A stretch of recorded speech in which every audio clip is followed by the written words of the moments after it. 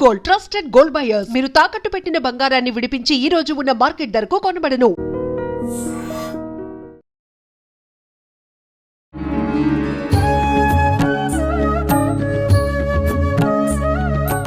నమస్కారం, welcome to I dream. ధర్మ మార్గం విత్ విజిత కార్యక్రమానికి స్వాగతం. ప్రస్తుతం మనతో పాటు ఉన్నారు ప్రముఖ జ్యోతిష వాస్తు పండితులు, లలిత ఉపాసకులు శ్రీ శ్రీ శ్రీ నానాజీ పట్నాయక్ గారు. ఇప్పుడు గురుగారితో మాట్లాడతాం. నమస్కారం అండి. శ్రీమాత్రే నమః. గురుగారు, గృహప్రవేశ సమయంలో చాలా వరకు ఆవు ఇంట్లో నడిస్తే గనక చాలా శుభం అని చెప్పి ఎన్ని ఫ్లోర్లు ఉన్న అంతస్తులైనా సరే ఆవును తీసుకెళ్లి పాపం ఇబ్బంది పెడుతున్నారు, చూస్తున్నాం. మొత్తానికి ఇట్లా ఒకవేళ ఆవు అందుబాటులో లేకపోతే ఈ మధ్య మనం చూసాం బ్యాటరీతో ఉండే ఆవు బొమ్మల్ని కూడా ఇండ్లంతా తిప్పటము ఆ రిమోట్ కంట్రోల్ తో. ఈ వీడియో మనం చూసాం. నిజంగా ఆవు నడిస్తే శుభమా? మరి ఆవు నడిస్తే శుభమని ఇలా యాంత్రికంగా ఉండే ఆవును తీసుకొచ్చి నడిపించినా కూడా శుభమేనా? ఒకసారి దాని గురించి. మంచి ప్రశ్న వేశారండి. ఫస్ట్ ఆఫ్ ఆల్ అయితే మీరు అన్నట్టుగా ఇప్పుడు కొన్ని ఇళ్ళకి పెద్ద లిఫ్ట్లు ఉండకపోతే మెట్ల మీద నుంచి లాక్కొని వెళ్తారు. అది ఫస్ట్ శుభం పక్కకు పెడితే దోషము పాపము అంటుకుంటుంది. దానివల్ల ఇబ్బంది పెడుతున్నాం కాబట్టి పెద్ద పెద్ద లిఫ్ట్లు ఉన్నప్పుడు చక్కగా లిఫ్ట్లో తీసుకెళ్ళి తెస్తారు, అప్పుడు ఇబ్బంది ఏమి ఉండదు గోవుకి. అయితే ఆవుని గనక గృహప్రవేశ సమయంలో ఇంట్లో తిప్పితే ఎందుకు మంచి అంటారంటే సకల దేవతలు గోవులో ఉంటాయి. అందులో కూడా చాలామంది తెలియక జెర్సీ ఆవును తిప్పుతారు తీసుకెళ్ళి. జెర్సీ ఆవు కాదు, దేశీ ఆవును తీసుకెళ్ళి తిప్పాలి. ఎందుకంటే దేశీ ఆవుకే ఆ యొక్క ఎనర్జీ అనేది ఉంటుంది, ఆరా అనేటువంటిది ఉంటుంది. ఎప్పుడైతే సకల దేవతలు గోవు ఇంట్లోకి వస్తుందో, మనం గృహప్రవేశానికి ముందు ఇల్లు నిర్మాణ దశలో ఉన్నప్పుడు అక్కడ నెగటివ్ ఎనర్జీస్ ఫామ్ అయి ఉంటాయి ఇంట్లో.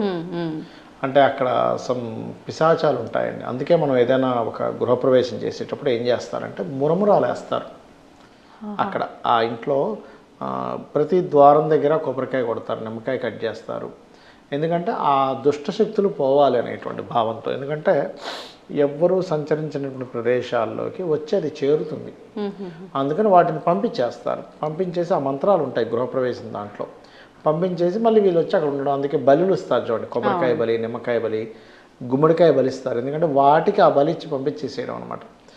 దాంట్లో ఏంటంటే బలిచ్చి పంపించేసేయడము, పాజిటివ్ వైబ్ లాగా.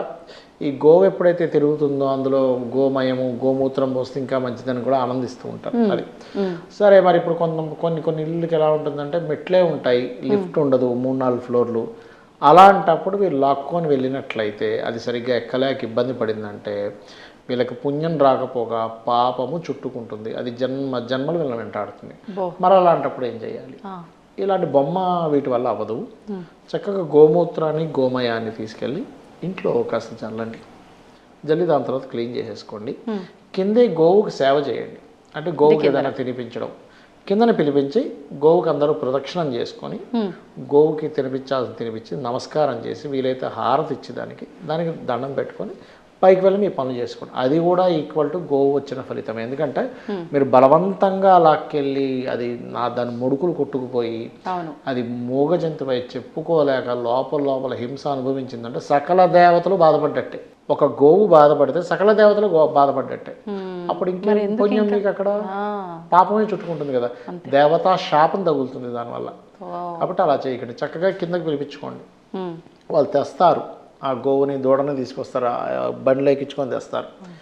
ఇంకోటి ఆ తెచ్చే విధానంలో కూడా నేను చాలామందికి కొన్ని ప్లేసులు ఆగినప్పుడు చెప్పాను, అయ్యా మీరు ఇట్లా కట్టేస్తున్నారు, మీరు బ్రేక్ కొట్టినప్పుడు తగులుతుంది కదా మూతి దానికి అని చెప్పినప్పుడు కొంతమంది దాని తర్వాత దానికి ఏదైనా సాఫ్ట్ది కట్టడం, ఒక పత్తితో కట్టడం, ఇట్లాంటివన్నీ చేశారు కొంతమంది. ఎందుకంటే మీకు దాని చేతిలో ఉండదండి, బ్రేక్ కొట్టాడు స్పీడ్గా వెళ్తాడు, తగులుతుంది. అదేం చెప్తుంది చెప్పండి? సో కాబట్టి తీసుకొచ్చే వాళ్ళు ఈ జాగ్రత్త కూడా తీసుకోవాలి ఫస్ట్ ఆఫ్ ఆల్. అట్లాగే ఇలా మెట్లు లేవు, కింద దిగగానే ఫస్ట్ దానికి మీరు కనుక దాన్ని చక్కగా శుభ్రం చేయగలిగితే శుభ్రం చేసి దాని చుట్టూ ప్రదక్షిణం చేసుకొని దానికి చక్కగా ఏదైనా దాన్ని ఆనందించేలాగా దానికి తినిపించి ఒక హారతి ఇచ్చి దండం పెట్టుకొని దాని మూత్రము దాని మయము ఏదైనా ఉంటే తీసుకొని వెళ్ళి పైన లైట్గా జల్లేసి గుమ్మం ముందుని గొబ్బెమ్మలాగా పెట్టి దాని తర్వాత మళ్ళీ క్లీన్ చేసుకోవడం ద్వారా ఆ యొక్క గోవు యొక్క ఎనర్జీ ఎప్పుడైతే మీరు తినిపిస్తారో, ఎందుకు తినిపించమంటున్నానంటే ఏదైనా ఒక ప్రాణికి మనం తినిపించగానే అది హ్యాపీ ఫీల్ అవుతుంది చూడండి. అలా హ్యాపీ ఫీల్ అయిన ఎనర్జీ అది రిలీజ్ అయినప్పుడు మనం దాంతోపాటు మనం పైకి వెళ్ళి చేసినప్పుడు ఆ ఫలితం ఉంటుంది. దగ్గర బొమ్మది అదేంటి బొమ్మ అంటే ఎట్లా తయారైంది, కొన్ని వీటితో తయారైంది, అవును ఎలక్ట్రానికల్ రిలేటెడ్, అది గోవుతో సమానం ఎందుకు అవుతుంది? అదే కాకపోతే మీరు ఏదైనా ఒక ఫోటో మరి పూజిస్తున్నాం ఫోటోనో లేకపోతే గోవుకు సంబంధించిన ఏదైనా ఉన్నప్పుడు మొక్కుకున్నప్పుడు దాని ఫలితం అక్కడ ఏమైనా వస్తుంది. అంతేగాని ఈక్వల్ టు గోవుకు సంబంధించింది రావాలంటే రాదు. కాకపోతే ఏంటంటే కొంతమంది ఇలా పైకి తీసుకొచ్చి ఇబ్బంది పెట్టడం అనే ఒక దీంతో కాన్సెప్ట్లో అట్లా తయారు చేసి ఉంటారు, తప్పేం లేదు. కాకపోతే మీరు ఈ రకంగా చేసుకోవచ్చు, బలవంతంగా మనం లాక్కెళ్ళి చేసేదానికంటే కూడా. అలాగే గోవుకున్న శక్తి ఎలా చెప్తారు అంటే ఇప్పుడంటే మనకి చాలా తగ్గిపోయాయి, కానీ ఒక గోవు ఒక ప్రదేశంలో ఉండి అది ఒక అరుపు అరిచినప్పుడు అది ఎంతవరకు వెళ్తుందో ఆ సౌండ్, ఆ ప్రదేశం వరకు నెగటివ్ ఎనర్జీ అనేటువంటిది ఉండదు అని చెప్తూ ఉంటారు. అలాగే ఎవరికైనా చూడండి ఏలినాడు శని ప్రభావం ఎక్కువగా ఉంటుండు, బెల్లము తినిపిస్తే ఏలినాడు శని ప్రభావం తగ్గుతుంది గోవుకి, అంటే వీరికి గోవుకు తినిపించడం ద్వారా. అలాగే కొంతమంది ఫైనాన్షియల్ గ్రోత్ కావాలనుకుంటూ ఉంటారు, 3 చపాతీలు తీసుకొని దానికి తేనె పూసి చక్కగా చిన్న చిన్న ముక్కలుగా చేసి గోవుకు తినిపిస్తే ఫైనాన్షియల్ ఇవి తగ్గుతాయి, ఇబ్బందులు అనేవి శుక్రవారం పూట కనుక చేస్తాయి. ఈ రకంగా గోసేవ చేయడం వల్ల. అయితే ఇక్కడ ఏంటంటే 2 రకాలు ఉంటాయండి, జెర్సీ అండ్ దేశీ. జెర్సీ దానికి తినిపించొద్దని నేను చెప్పట్లేదు, ఒక ప్రాణికి తినిపిస్తున్నాను అనే ఫీలింగ్లో తినిపిస్తే తినిపించండి. ఫలితం రావాలి, మీకు మంచి పాజిటివ్ ఫలితం రావాలి అంటే మాత్రం ఖచ్చితంగా దేశీ ఆవుకు తినిపించాలి. దేశీ ఆవుకి జెర్సీ ఆవుకి ఉండే తేడా ఏమిటంటే దేశీ ఆవుకి కింద ఇట్లా ముడతలు ఉంటాయి, వెనకాతల మూపురం ఉంటుంది, ఇట్లా బ్యాక్ రౌండ్గా ఉంటుంది దేశీ ఆవుకి. జెర్సీ ఆవుకి ఇట్లా కొషిగా ఉంటుందండి బ్యాక్. ఇంకోటి ఏంటంటే ఈ 2 గోవులకి ఉండేటువంటి తేడా ఏమిటి అంటే, మీరు ఉదాహరణకి అక్కడ గోవు పాలిస్తుంది అనుకోండి, ఇక్కడ మీరు ఏదైనా ఫుడ్ పెడితే దేశీ ఆవు రాదు, ఫస్ట్ దాని పిల్లకి మొత్తం పాలిచ్చేసి అది సాటిస్ఫై అయిన తర్వాత అప్పుడు వచ్చి ముట్టుకుంటుంది. కానీ జెర్సీ ఆవు అలా కాదు, ఫుడ్ కనబడంగా పిల్లల్ని కూడా వదిలేసి వచ్చి తింటుంది. అంటే దాని తత్వంలో కూడా అంత మార్పు ఉంది. ఇంకొకటి ఏంటంటే చాలామంది తెలియక గోవు ముందు భాగాన్ని నమస్కరించుకుంటారు, చేయకూడదు, గోవు బ్యాక్ సైడ్నే నమస్కారం చేయాలని చెప్తుంది శాస్త్రం. అది అట్లా మీరు కనుక చేసినట్లయితే ఖచ్చితంగా మంచి ఫలితాలు ఉంటాయి. కొన్ని గోశాలల్లో కొంతమంది పెడుతున్నప్పుడు తినవు, ఎందుకు తినవా ఏంటా అని చెప్పి చాలామంది భయపడుతుంటారు.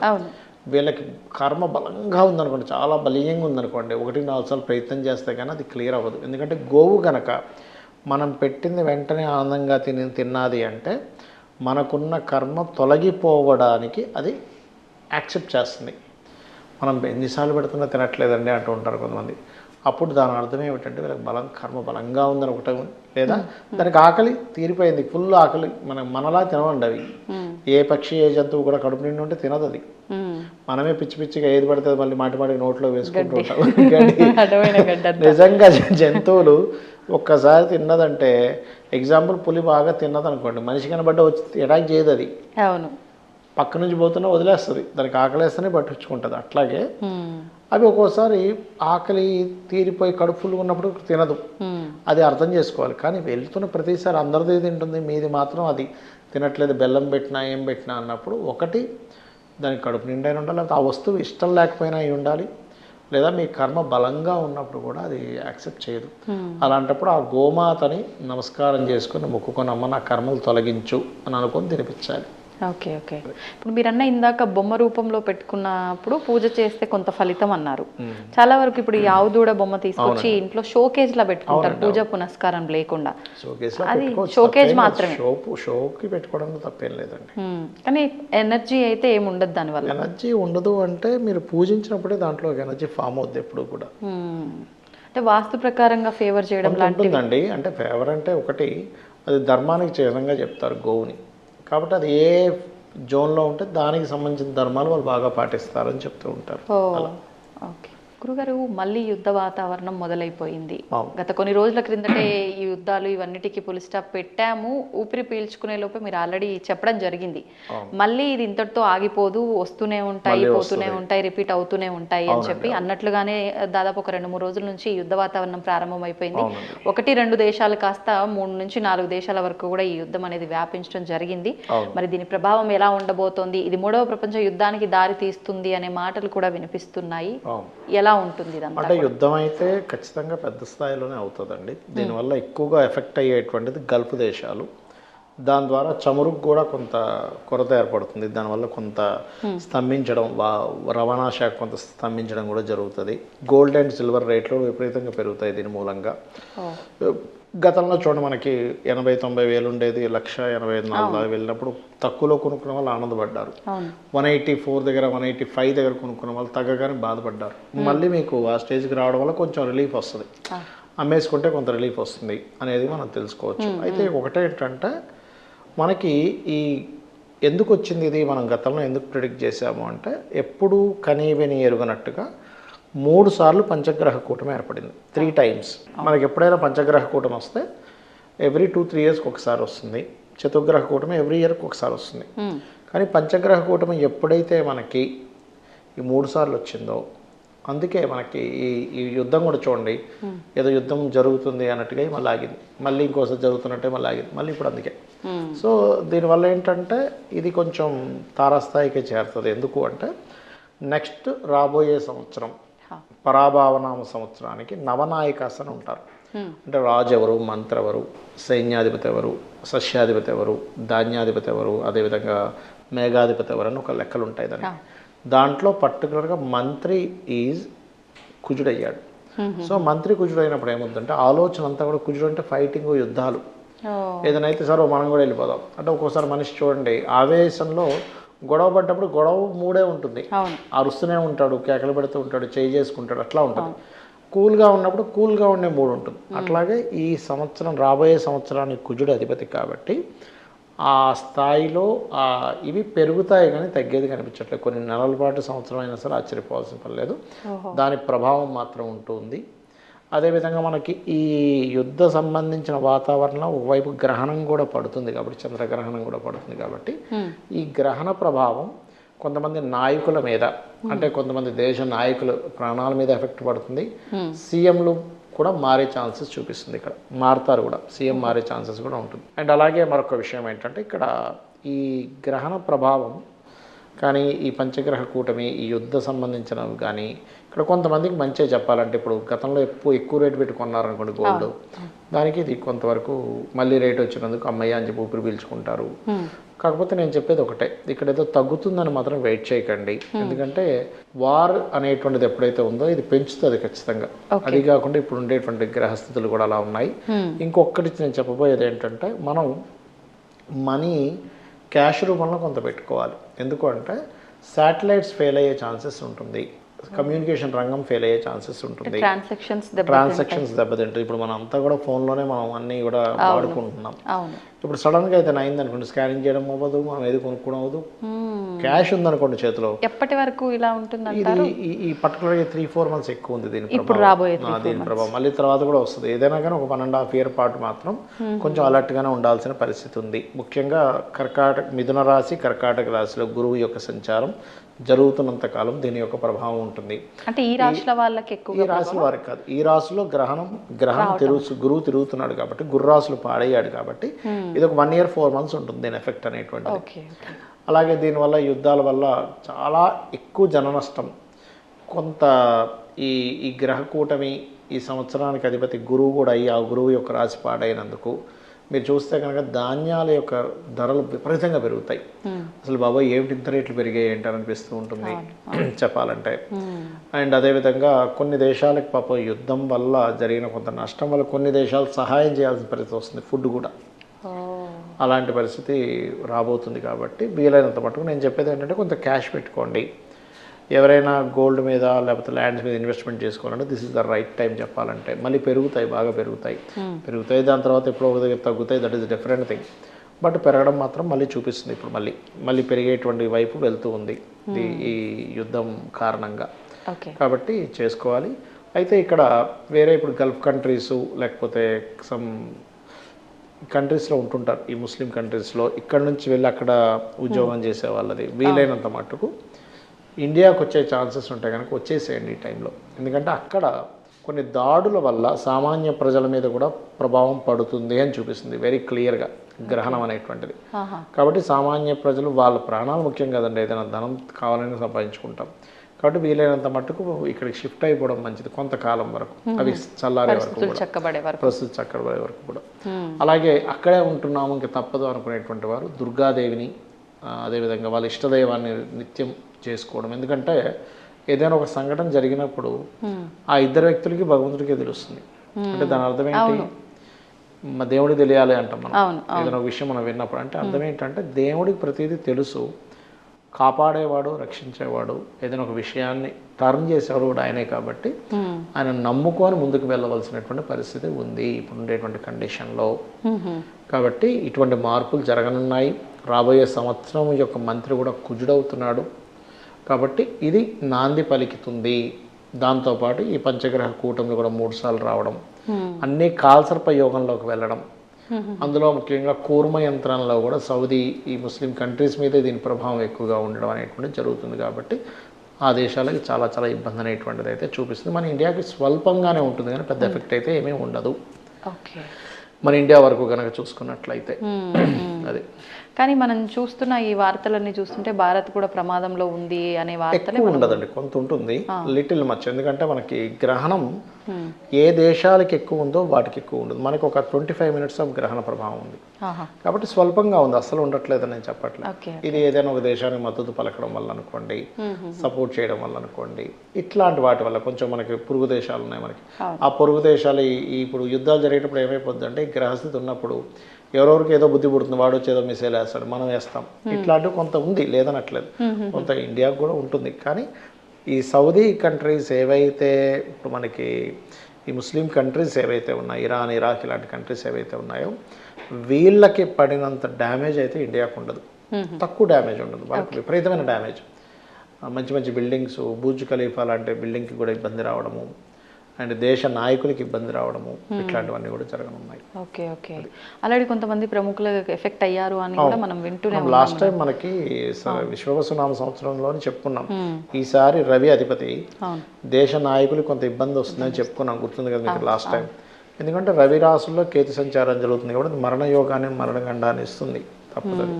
చాలా జాగ్రత్తగా ఉండాల్సిన అవసరం అయితే మనకైనా ఎంతవరకైనా ఉంది. ఇప్పుడు అక్కడ యుద్ధ సంబంధించిన దాంట్లో మీరు ఎంత జాగ్రత్తగా ఎక్కడి నుంచి ఏది వచ్చి పడుతుందో తెలియదు. అప్పుడు ఏంటి, ఇంకా దేవుడిని నమ్ముకోవడమే, పడకుండా చూడు స్వామి అని అంతే. భగవన్నామ స్మరణ తప్ప ఇంకేం చేయలేము. మనం బండి నడిపిస్తే స్లోగా వెళ్ళగలుగుతాం కానీ మనం ఉన్న కాడ వచ్చి బండి గుర్తే మనం ఏం చేస్తాం. అంతే కదా. అంటే ఎక్కడైనా ఏదైనా పడుతుంది అన్నప్పుడు జాగ్రత్త తీసుకోవచ్చు, కూర్చున్న దగ్గరే పడితే మనం ఏం చేయలేము కదా. అంతే అంతే అండి.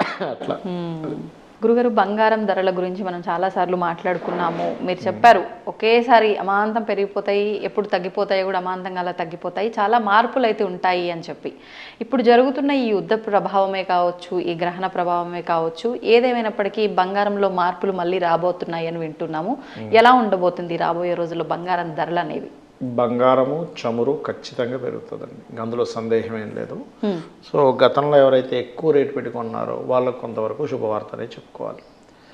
కొని పెట్టుకున్న వారికి అంటే ఇప్పుడు కొన్నిసార్లు చూడండి ప్యానిక్ అయిపోయారు కొంతమంది, అయ్యో 180 దగ్గర కొని అయ్యో 160కి 140కి 155కి వచ్చేసింది అని బాధ ఉంటుంది కదండి. ఆ బాధ కొంతవరకు వాళ్ళకి కొంత ఊరట లభిస్తుంది, ఎందుకంటే పెరిగినప్పుడు మళ్ళీ దాన్ని కొంచెం తీసేస్తారు, అదొకటి. అండ్ ఈ చమురుకు సంబంధించిన విషయంలో కూడా ఇబ్బంది పెరగడం, దానివల్ల కొంత రాకపోవడం, అయిపోవడం, దానివల్ల కొంత ఇబ్బంది పడడం కూడా ఉంది చెప్పాలంటే నెక్స్ట్ రాబోయేటువంటి విషయంలో. అయితే ఇక్కడ నేను ఎప్పుడూ చెప్పేది ఒకటే, మీరు అంటే నేను ఒక 1000 జాతకాలు తీసుకొని రీసెర్చ్ చేసినప్పుడు అంటే ఎవరు తక్కువ రేట్లో ఉన్నప్పుడు కొని లాభం పొందారు, ఎవరు ఎక్కువ రేట్లో కొని అయ్యో తగ్గిపోయిందని బాధపడ్డారని చూస్తే గోల్డ్ విషయంలో పర్టికులర్గా ఈ జూపిటర్ అండ్ సన్ బాగున్న వాళ్ళందరూ కూడా తక్కువ రేట్లో కొన్నారు. తక్కువ రేట్లో కొని అంటే 1,80,000-90,000 ఉన్నప్పుడు కొని ఏముంది మనకి లాస్ట్ టైం ఒక 4-5 నెలల్లోనే మొత్తం సినారియో మారిపోయింది. అట్లా ఎక్కువైనప్పుడు ఆనందపడ్డారు. ఎవరికైతే జూపిటర్ అండ్ సన్ బాగాలేదో వెయిట్ చేసి అమ్మో ఇది ఇంకా పెరిగేటట్టుందని పెరిగినప్పుడు కొని తగ్గాక బాధపడ్డ వాళ్ళు ఉన్నారు. సో దీనివల్ల ఏంటంటే మనకి ఆస్ట్రాలజికల్గా చాలా స్పష్టంగా చెప్తుంది ఏంటంటే జూపిటర్ సన్ అంటే గురువు రవి కనుక బాగుంటే మీ పేరు మీద గోల్డ్ కొనుక్కోవచ్చు. అలా కాదు సమ్ టైమ్స్ అతని పేరు మీద బాగోదు కానీ జీవిత భాగస్వామి పేరు మీద ఉంది, అప్పుడు ఏం చేయాలి, ఆవిడకి డబ్బులు ఇచ్చేసి నువ్వు కొనుక్కో నీ పేరు మీద ఏదైనా నగలు.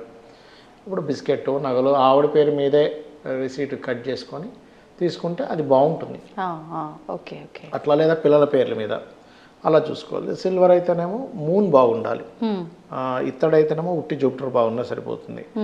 ల్యాండ్స్ కాపర్ లాంటి వాటి మీద అయితే ఖచ్చితంగా మార్స్ బాగుండాలి. వాళ్ళ ల్యాండ్ రేట్లు కూడా పెరిగే అవకాశం ఖచ్చితంగా పెరుగుతుందండి. ఇక్కడ నుంచి మీరు గమనిస్తే కనుక ఇంకా ఎట్లాంటి మార్పులు వస్తాయి అంటే దీని మూలంగా మీకు సాఫ్ట్వేర్ రిలేటెడ్ సంబంధించిన ఎంప్లాయీస్ ఎవరైతే ఉన్నారో ఈ ఏఐ ప్రభావం వల్ల ఉద్యోగాలు పోవడం వల్ల మీరు చూస్తున్నట్లయితే ఖచ్చితంగా ల్యాండ్ రేట్స్ పెరగడము, చాలామంది వ్యవసాయం వైపు వచ్చేసేయడము, అమ్మాయి ఇదే ఈ పనే బాగుంది ఆ టెన్షన్ కంటే అని అనుకునేముంది 10 ఎకరాలు తీసుకొని సరిగ్గా దాన్ని సాగు చేసి సరిగ్గా దాన్ని చేసుకుంటే బోల్డని డబ్బులు వస్తాయి కదండి. అట్లా కాకపోతే ఏంటంటే రైతుది ఎప్పుడు కూడా ఒక లక్కీ లాటరీ లాంటిదే, ఎప్పుడు పోతుందో ఎప్పుడు వస్తుందో తెలియదు. కాకపోతే మనం దాని మీద సరైన అధ్యయనం చేసి ఇప్పుడంతా కూడా ఆర్గానిక్ వైపు వెళ్తుంది. అండ్ అట్లాగే నెక్స్ట్ ఏంటంటే నెక్స్ట్ సంవత్సరానికి ధాన్యాధిపతి యొక్క ప్రభావం కూడా ఎక్కువ ఉంటుంది. కాబట్టి ఏంటంటే ధాన్యం యొక్క బిజినెస్ పెరుగుతుంది, ధాన్యం యొక్క రేట్లు పెరుగుతాయి. అది కూడా మళ్ళీ వాళ్ళ గ్రహం అంటే ఇబ్బందులు ఎలా ఉన్నాయో దాన్ని బట్టే పండుతుంది. గ్రహణం ఒకటి ఉంటుంది, గ్రహాల ప్రభావం ఉంటుంది. ఈసారి ధాన్యాధిపతి బుధుడయ్యాడు. బుధుడైనప్పుడు ఏమవుతుందంటే దాని బిజినెస్ పెరుగుతుంది బాగా, బిజినెస్ పెరగడము, రేట్లు పెరగడము, ఇలాంటివన్నీ మనకి ఒక కమర్షియల్ పాయింట్ ఆఫ్ వ్యూ పెరగడం జరుగుతుంది. అందుకని ఎక్కువగా ఈ ధాన్యం పండించే వాళ్ళు, ఎందుకంటే రేట్లు ఎప్పుడైతే ఉన్నాయో అందరూ ఆ బిజినెస్లోకి వస్తుంటారు డిమాండ్ పెరుగుతున్నప్పుడు. కాబట్టి అట్లాంటి బిజినెస్లు పెరగడం ఇట్లాంటివన్నీ కూడా ఉన్నాయి చెప్పాలంటే. అండ్ షేర్ మార్కెట్ క్రాషెస్ అవ్వడము, అండ్ మనం ఇందాక చెప్పుకున్నట్టుగా ఒక వీడియోలో చెప్పుకున్నాం ఏది కమ్యూనికేషన్ రంగాల మీద ఎఫెక్ట్ ఉంటుంది అనేటువంటిది. అట్లా అయితే ఈ యుద్ధంలో మీరు గమనిస్తే కనుక కొంత ఈ ఫ్లైట్లు ఎక్కువగా ఇదైపోతాయి, డిస్ట్రాయ్ అయిపోతాయి యుద్ధ విమానాలు.